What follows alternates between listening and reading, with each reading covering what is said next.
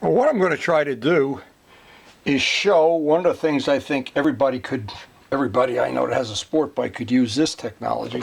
This is something that's really good. This is a product called, and it's BRODAK CA. I've given a phone number before, 724-966-2726. They sell the freshest CA that I know for doing this kind of work. Now this is a repaired, very expensive motorcycle, a BIMOTA. Everybody knows, I think this is, Vlad had told me it's about a $40,000 or $46,000 bike. It needs a lot of repairs to the fairing. We're going to be doing that on a separate video. But here's one of the little tips. All of these little attach points, they're very vulnerable to over tightening the screws, the clips, whatever holds them in. And I wanted to show, now a jar of this is about $10. And it's enough to do a whole fairing for a motorcycle. I wanted to show my technique up close and personal if I can. In fact, I'm going to do one, and it doesn't matter which one. Let me see if I could position the camera in such a way that I can just really show it up close.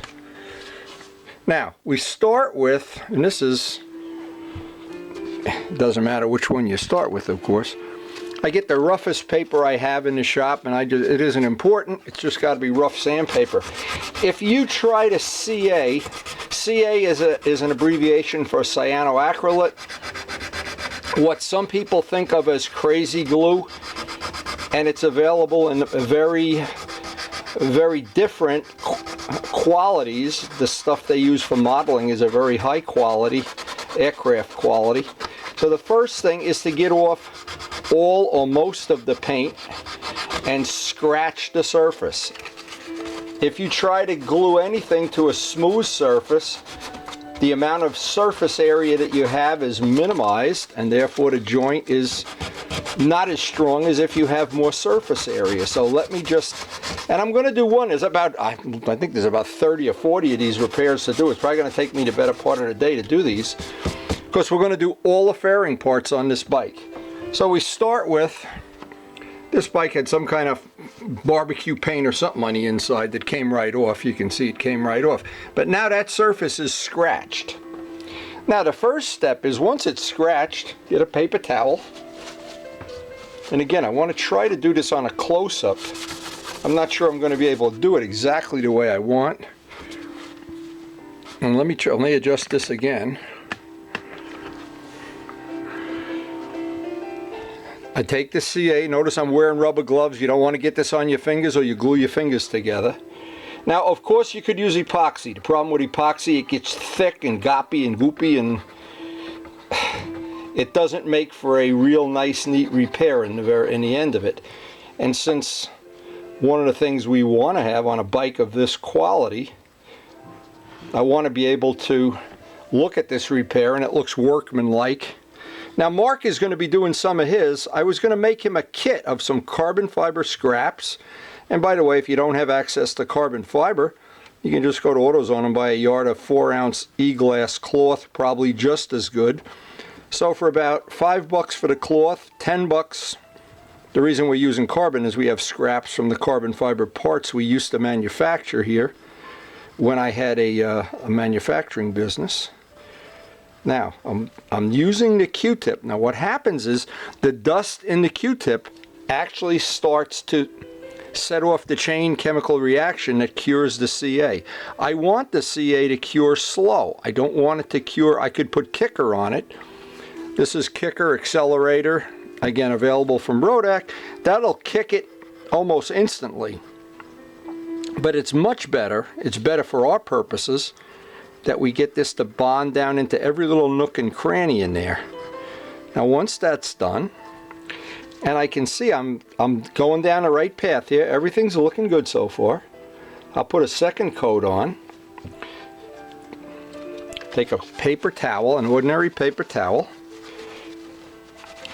I want that to be adhered to the part underneath before I do this step. Now when you think about the part of, if you crack a brand new part, the replacement costs are astronomical. Or you can just live with the crack. You could live with having a tooth missing too. Now, I'm letting that cure slow, but just for the purpose of the video, I would just cure and go on to the next piece. I'll just put a light misting of kicker on there. The kicker is going to make it dry almost instantly. Now at this point, you don't want to get your finger near there because these little threads that are sticking out are razor blades. So you want to be very careful. The next step on this is I'm going to go back to the rough piece of sandpaper. I hope Mark's paying attention so I don't have to do this demo 6 times when he's over here. But I'm going to make him a little kit to upgrade his parts. Now you look at this real close. If I have 30 of these to do, it's going to take me, you know, the better part of a day. But it doesn't really matter. I can do one at a time as I'm getting ready to restore these parts. Now, as opposed to what these parts cost new, to restore them is a fraction of the cost. And to be honest, my paint is better than the stuff that came from Italy. I'm not sure everybody would agree with that, but it doesn't matter. I know it is. Okay, so now I've got that part that I don't have, I can rub my hand on there almost. I go back and put a third coat on. The third coat is just going to be to seal it up just a little bit. Get it nice and smooth, get it nice and clean.